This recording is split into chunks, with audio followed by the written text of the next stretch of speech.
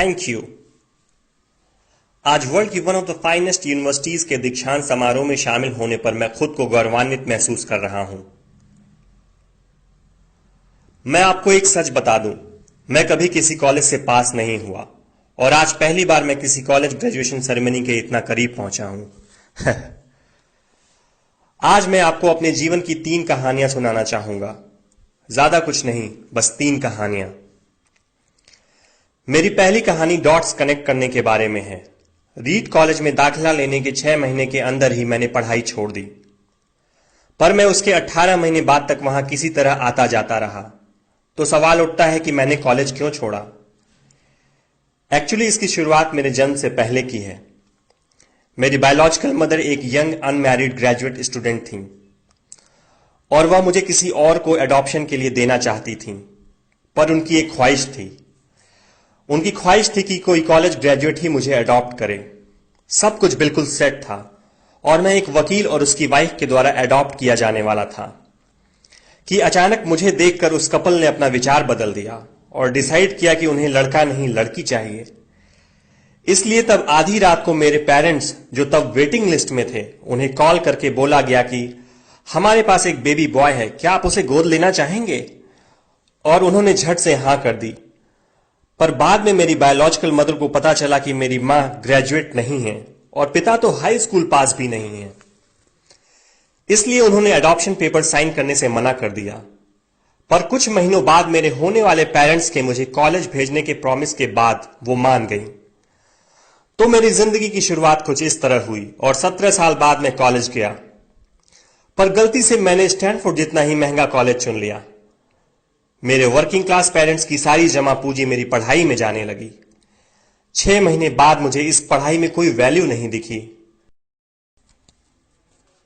मुझे कुछ आइडिया नहीं था कि मैं अपनी जिंदगी में क्या करना चाहता हूं और कॉलेज मुझे किस तरह से इसमें हेल्प करेगा। और ऊपर से मैं अपने पेरेंट्स की जीवन भर की कमाई खर्च करते जा रहा था। इसलिए मैंने कॉलेज ड्रॉप आउट करने का निर्णय लिया और सोचा जो होगा अच्छा होगा। उस समय तो यह सब कुछ मेरे लिए काफी डरावना था, पर जब मैं पीछे मुड़कर देखता हूं तो मुझे लगता है कि यह मेरी जिंदगी का one of the best decision था। जैसे ही मैंने कॉलेज छोड़ा, मेरे ऊपर से जरूरी क्लासेस करने की बाध्यता खत्म हो गई और मैं चुपचाप सिर्फ अपने इंटरेस्ट की क्लासेस करने लगा। यह सब कुछ इतना आसान नहीं था। मेरे पास रहने के लिए कोई रूम नहीं था, इसलिए मुझे दोस्तों के रूम में फर्श पर सोना पड़ता था। मैं कोक की बोतल लौटाने पर मिलने वाले पैसों से खाना खाता था। मैं हर संडे 7 मील पैदल चलकर हरे कृष्णा टेम्पल जाता था ताकि कम से कम हफ्ते में एक दिन पेट भर के खाना खा सकूं। यह मुझे काफी अच्छा लगता था। मैंने अपनी लाइफ में जो कुछ भी अपनी क्यूरियोसिटी और इंट्यूशन की वजह से किया, वह बाद में मेरे लिए प्राइसलेस साबित हुआ।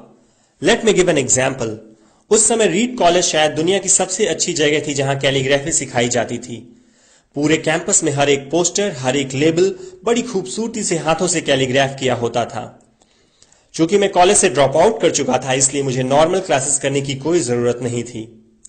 मैंने तय किया कि मैं कैलीग्राफी की क्लासेस करूंगा और इसे अच्छी तरह से सीखूंगा। मैंने सेरिफ और सैंस सेरिफ टाइप फेसेस के बारे में सीखा, अलग अलग लेटर कॉम्बिनेशन के बीच में स्पेस वेरी करना और किसी अच्छी टाइपोग्राफी को क्या चीज अच्छा बनाती है यह भी सीखा। यह खूबसूरत था, इतना आर्टिस्टिक था कि इसे साइंस द्वारा कैप्चर नहीं किया जा सकता और यह मुझे बेहद अच्छा लगता था।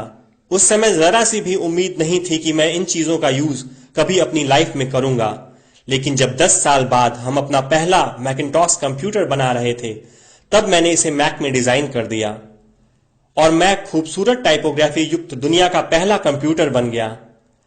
अगर मैंने कॉलेज से ड्रॉप आउट नहीं किया होता तो मैक में कभी मल्टीपल टाइप फेसेस या प्रोपोर्शनली स्पेस्ड फॉन्ट्स नहीं होते और चूंकि विंडोज ने मैक की कॉपी की थी तो शायद किसी भी पर्सनल कंप्यूटर में ये चीजें नहीं होती।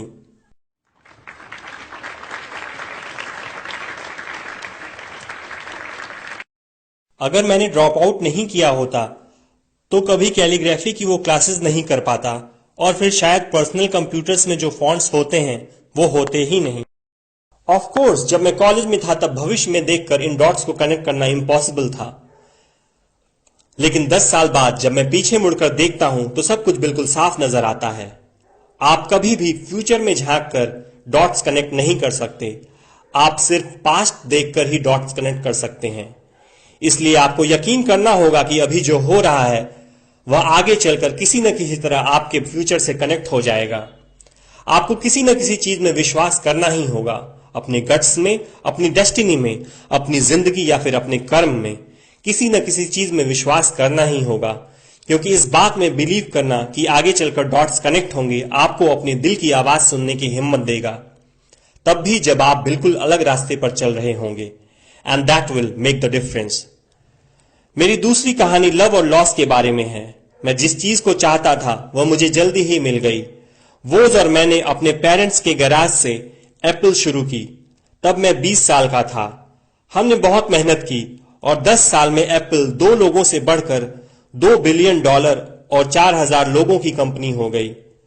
हमने अभी 1 साल पहले ही अपनी फाइनेस्ट क्रिएशन मैकिन्टॉश रिलीज की। मैं 30 का हो गया था और मुझे कंपनी से फायर कर दिया गया। आप अपनी ही बनाई हुई कंपनी से फायर कैसे हो सकते हैं? वेल, जब कंपनी ग्रो होने लगी तब हमने एक टैलेंटेड आदमी को हायर किया। मैंने सोचा कि वो मेरे साथ कंपनी रन करेगा। पहले 1 साल सब कुछ ठीक ठाक चला, लेकिन फिर कंपनी के फ्यूचर विजन को लेके हम दोनों में मतभेद होने लगे। बात बोर्ड ऑफ डायरेक्टर्स तक पहुंच गई और उन लोगों ने उसका साथ दिया। सो एट 30 मुझे निकाल दिया गया, पब्लिकली निकाल दिया गया। जो मेरी पूरी एडल्ट लाइफ का फोकस था वह अब खत्म हो चुका था और ये बिल्कुल ही तबाह करने वाला था। मुझे सचमुच अगले कुछ महीनों तक समझ ही नहीं आया कि मैं क्या करूं। मुझे महसूस हुआ कि ये सब कुछ इतनी आसानी से एक्सेप्ट करके मैंने अपने पहले की जनरेशन के एंटरप्रेन्योर्स को नीचा दिखाया है। मैं डेविड पैकर्ड और बॉब नॉयस से मिला और उनसे सब कुछ ऐसा हो जाने पर माफी मांगी।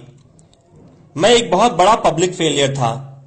एक बार तो मैंने वैली छोड़कर जाने की भी सोची, पर धीरे धीरे मुझे एहसास हुआ कि मैं जो काम करता हूं उसके लिए मैं अभी भी पैशनेट हूं। एप्पल में जो कुछ हुआ उसकी वजह से मेरे पैशन में जरा सी भी कमी नहीं आई है। मुझे रिजेक्ट कर दिया गया है, पर मैं अभी भी अपने काम से प्यार करता हूं। इसलिए मैंने एक बार फिर से शुरुआत करने की सोची।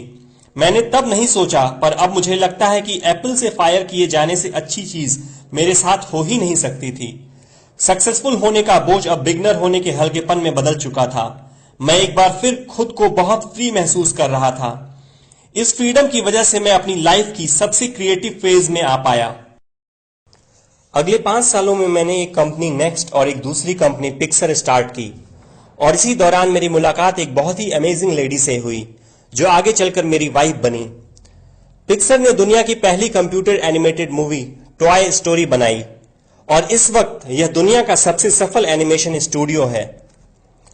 एप्पल ने एक अप्रत्याशित कदम उठाते हुए नेक्स्ट को खरीद लिया और मैं एप्पल में वापस चला गया। आज एप्पल नेक्स्ट द्वारा डेवलप की गई टेक्नोलॉजी यूज करती है। अब लोरीन और मेरा एक सुंदर सा परिवार है। मैं बिल्कुल श्योरिटी के साथ कह सकता हूं कि अगर मुझे एप्पल से नहीं निकाला गया होता तो मेरे साथ ये सब कुछ नहीं होता। ये एक कड़वी दवा थी, पर शायद पेशेंट को इसकी जरूरत थी। कभी कभी जिंदगी आपको इसी तरह ठोकर मारती है। अपना विश्वास मत खोइए। मैं यकीन के साथ कह सकता हूं कि मैं सिर्फ इसलिए आगे बढ़ता गया क्योंकि मैं अपने काम से प्यार करता था। I love my work. आप रियली क्या पसंद करते हैं यह आपको जानना होगा। जितना अपने लव को फाइंड करना जरूरी है, उतना ही उस काम को ढूंढना जरूरी है जिसे आप सचमुच एंजॉय करते हो।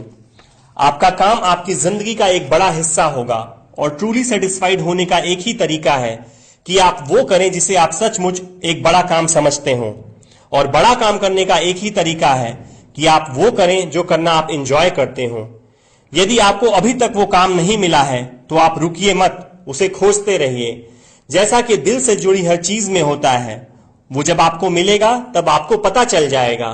और जैसा कि किसी अच्छी रिलेशनशिप में होता है, वो समय के साथ साथ और अच्छा होता जाएगा। इसलिए खोजते रहिए, रुकिए मत।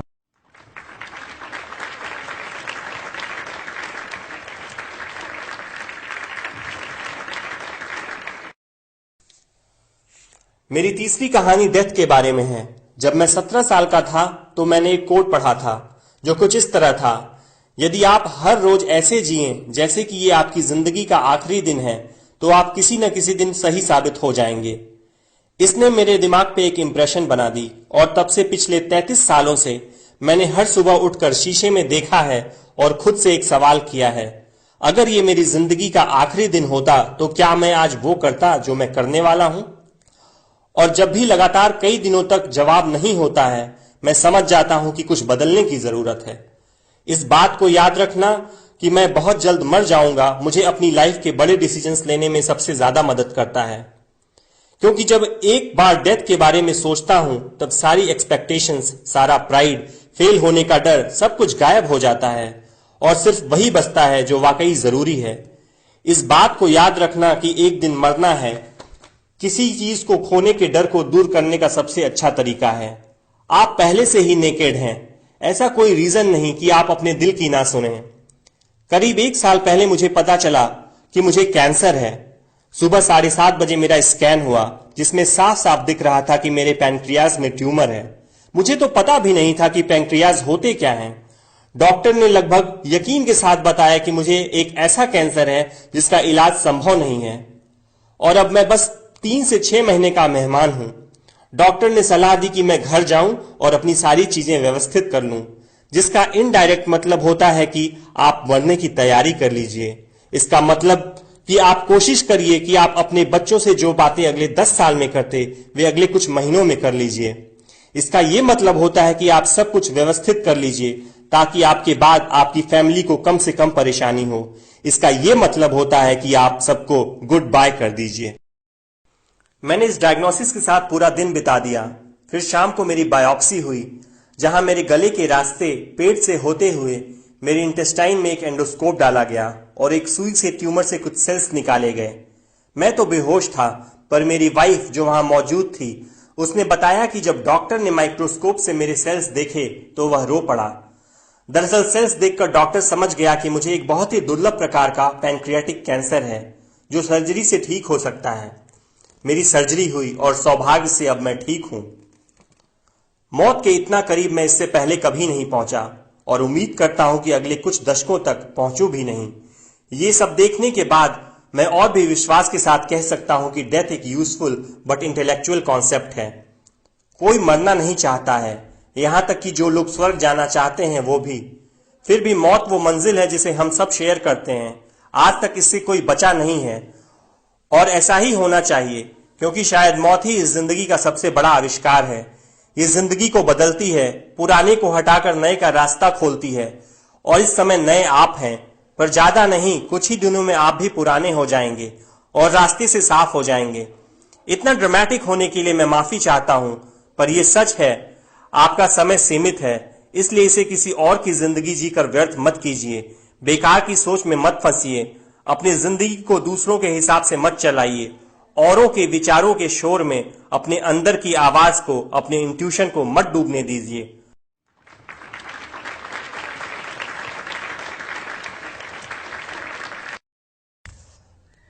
जब मैं छोटा था तब एक अद्भुत publication the Whole Earth Catalog हुआ करता था, जो मेरी जनरेशन की बाइबल्स में से एक था।